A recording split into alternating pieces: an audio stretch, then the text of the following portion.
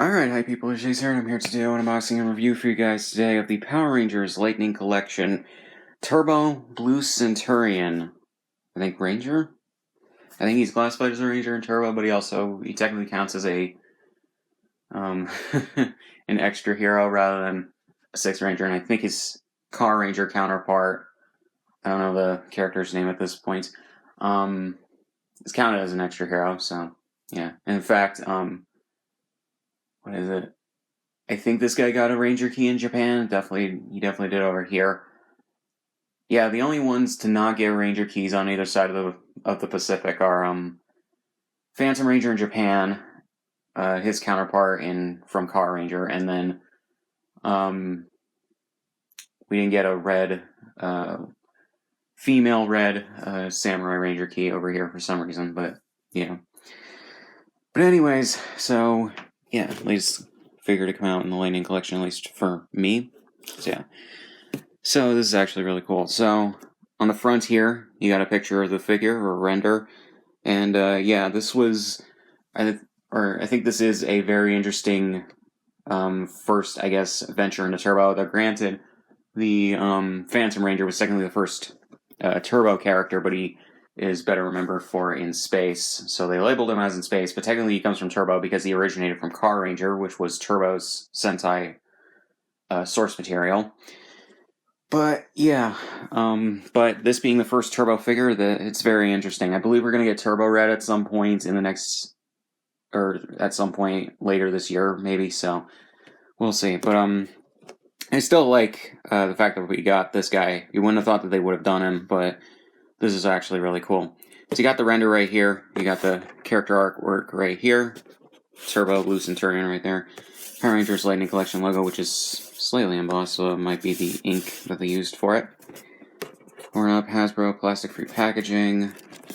Side here with another artwork of him, or the same artwork, just blown up a little bit, and you can tell it's blown up because it's a bit fuzzy. And then the Power Rangers Turbo logo. And then the other side with the Power Rangers Turbo logo again, Blue Centurion. Then the back with the character again, in this pose, but the actual render of the character as opposed to this. And you get all the stuff that comes with him, and his height and everything. He's got a lot of accessories, so yeah. So technically I believe this is part of the deluxe line because of the fact that it's a larger than average figure with more, or with multiple different things that it comes with than just a couple extra hands and the main weapons. Yeah, this is more like it in regards to the plastic-free packaging. Hasbro, please adapt this to the main figures that just come in those small boxes so that the accessories don't get screwed up in transit or when they're being packaged in. So yeah.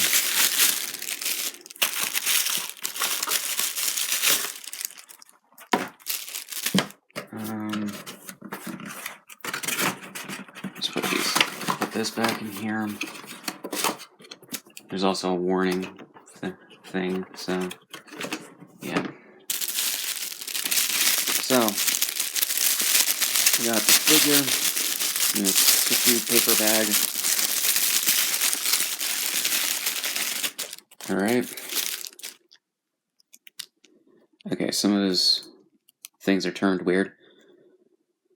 The antenna is a little bit bent from being in that packaging, but no matter. Just bend it back. It's actually interesting. I remember one of the people I think that works at Hasbro who designed these figures shared like screenshots of Car Ranger screenshots that he was sent for reference for this guy. So, yeah, it's actually interesting. So they took actual Car Ranger screenshots as opposed to Turbo ones, but I don't think it would have made that much of a difference. This character has the drop-down hips, but they're actually very secure. They're actually more stiff than they are on, let's say, Blue Time Force. So yeah. Hopefully they work out the kinks with the drop-down hips, because Blue Time Force having those really bad drop-down hips is stupid. Alright, so That's a big bag for these accessories. Oh, they're roughly the same size bag. Okay. So we got all of his accessories. The sword is bent a little bit, but no matter. You can just bend that back. In fact, I did and it fixed it, so yeah. So it looks like he's got all of the right things. So yeah. So let's take a look at the accessories, I guess. The effect piece for the blaster, which is interesting. I can't remember if we've gotten this before, but if we have, it's now in a silver, or not silver, orange plastic. I have no idea what this is. Oh, I think it's a whistle. Right, okay. Interesting. These two little clips that you can put on his legs to hold this, which I think is a little electronic clipboard thing. Car Ranger was weird. People call it a parody, but it's more like just an overly comedic series that is way too self-aware, from what I know. And it turns a lot of Sentai tropes on their heads and like tries to make a lot of jokes out of it and everything. So yeah, I have the Car Ranger DVD from Shout Factory. I just have not watched the series yet. Yeah. Then we got his little gun blaster thing. Then we got the sword. And then two holding hands for the gun / blaster. So yeah. And then we got the figure himself, which I think is actually really cool. Definitely a very different kind of figure for this line, because so far we've gotten monster figures, and the Rangers, and the foot soldiers, and some of the main enemies. But we have not had an extra hero yet from either Power Rangers or Sentai, so this is very interesting. It feels like kind of a regular figure. He's definitely heavier than most of the Power Ranger figures, which is fine, and it makes sense. And actually, I don't mind it, honestly, that he feels heavier, because he looks heavier. So, yeah. I don't want to break this antenna. But yeah. So in terms of looks, again, I think he actually looks pretty good. They got a lot of really good paint details on him and everything. So, yeah.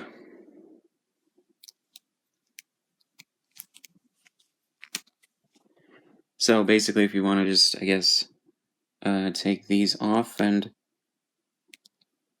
clip the other ones on, which don't necessarily like how that feels in regards to the clips. They don't, because of the plastic, I think they used clips don't exactly like snap in, although that one did. The second one did. So yeah, if you just want to replace them with that, you can just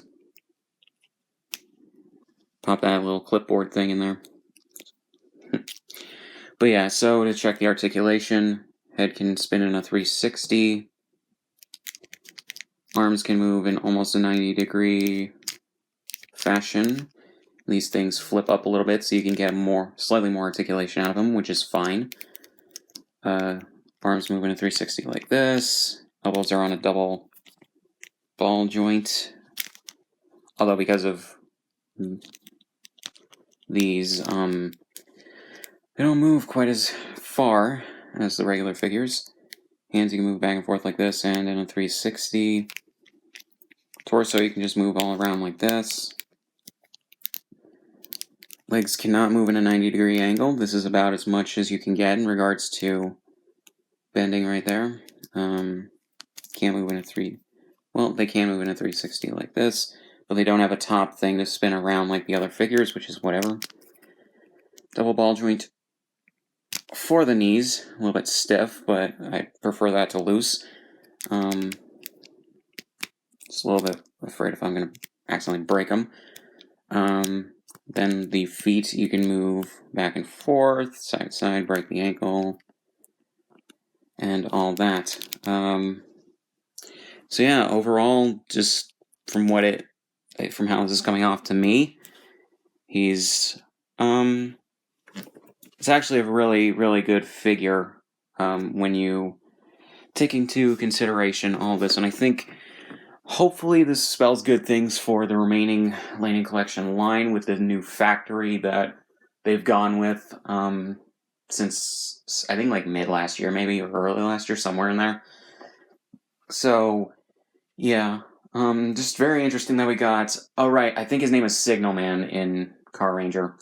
So, yeah, which makes sense because he has the signal lights, which they use blue in Japan instead of green, I guess, for Go. So, yeah, but overall, good figure. I think that this is actually pretty nice. So, yeah, get him if you want. Not a bad figure at all. Yeah.